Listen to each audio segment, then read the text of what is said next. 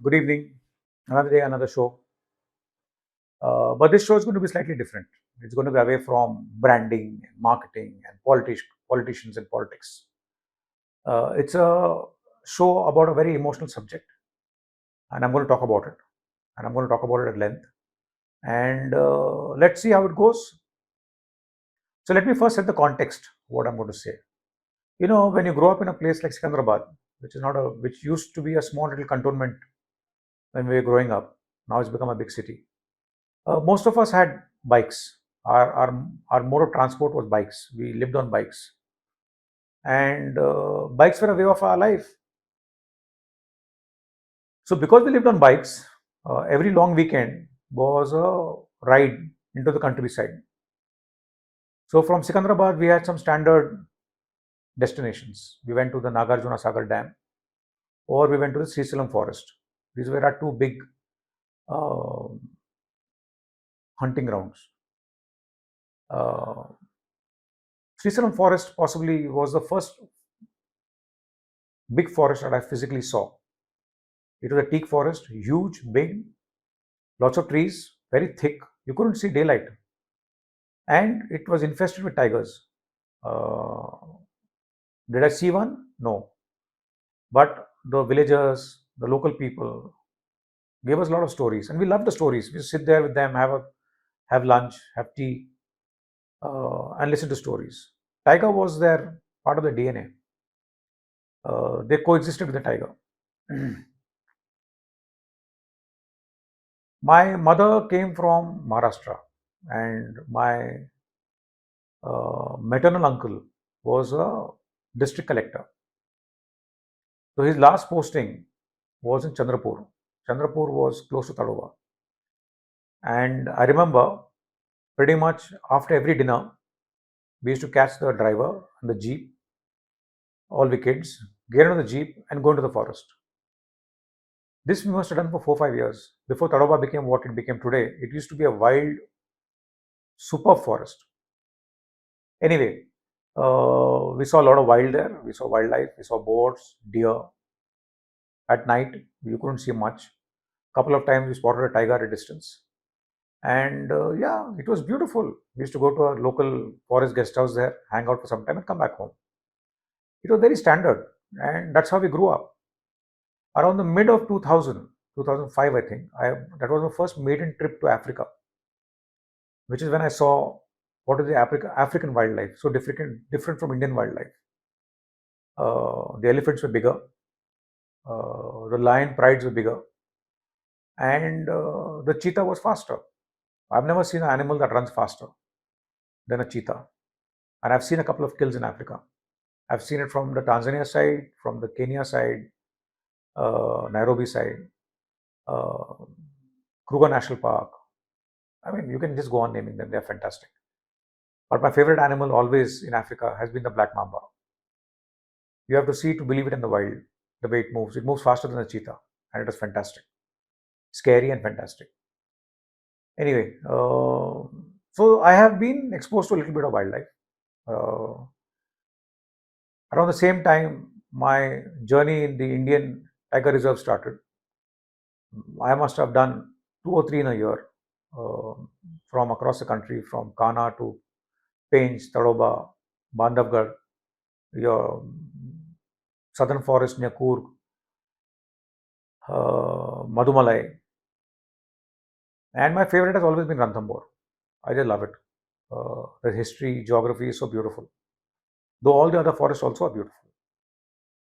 Um, Ranthambore has stories. 2015, I saw Ostad. We were all friends. We saw Ostad for the last time. He walked with us for about 2.5 hours. And next day, he did that famous kill. He killed a forest guard and he went to the zoo. Now, I'm not getting into that, the merit demerit of that. But Ostad was, I think we saw him one day before he got caught, or 2 days before he got caught. That was the same visit where we saw Noor. Uh, she had a cub called Sultan, Ostad and Noor's child cub. Krishna was there on the lake. She also is a beautiful tigress. We left the forest at about 5:30, quarter to 6, and at the gate we saw Machli.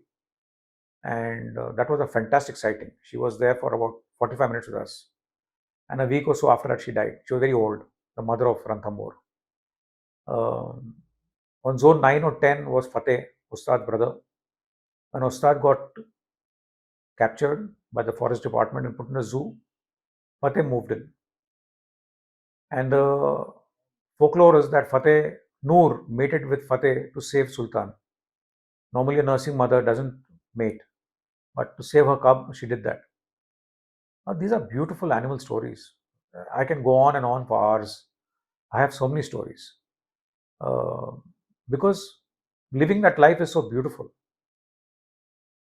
And in the middle of all that, we bring some cheetahs from Africa and leave them in that national park, Kuno National Park, which was not meant for cheetahs. It's meant for, it was designed to put lions there. The excess lions from Gir were supposed to move there. But they got these cheetahs and left them there. You need to understand the Indian subcontinent cat and the African cat. The African cat relies heavily on stealth and speed. They chase and they kill. The lion pride surrounds and kills. The cheetah chases and kills. The lion, the tiger, is completely the opposite. The the tiger operates on stealth and pounces. He's got no speed. He has power and he is extremely deceptive. The problem with Indian subcontinent forest is that out of 20 hunts or 25 hunts a tiger goes for, he wins once, he loses 24 times because the forest doesn't let him kill an animal. And it is a fantastic balance between the prey and the killer. The moment a tiger goes onto a hunt, the calling starts. And when you sit in a canter on a jeep in a forest, and when the calling starts, it's a fabulous experience. You know there's a tiger on a hunt. You know that the other animals are warning each other that this guy is moving around. This is the ecosystem in which tiger survives. It's trained, its DNA, its genetic structure, it's trained from a cub size. You bring you bring a cheetah from Africa, which is trained to hunt in the plains, and leave them in a tropical forest. How will they survive? A tropical forest will not let you hunt.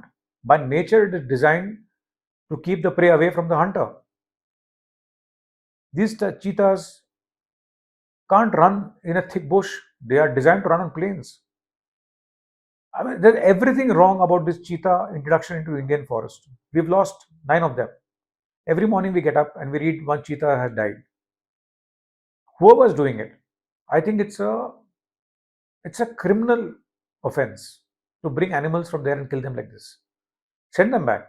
They are not going to survive. They are not tropical cheetahs.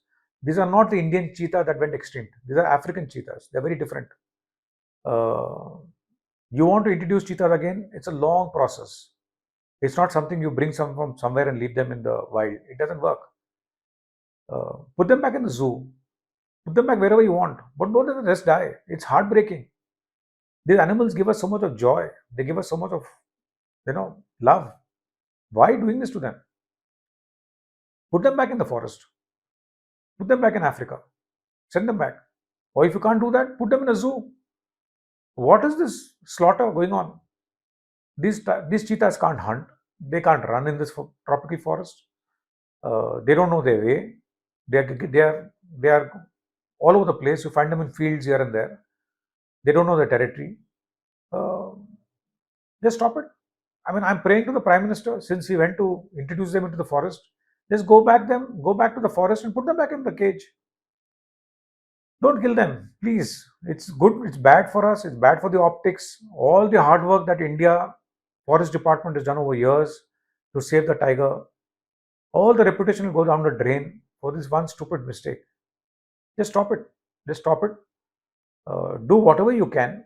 I don't have a solution, but I'm just saying you have 2 options. You send them back or you put them in a zoo. Figure out one of them and save them.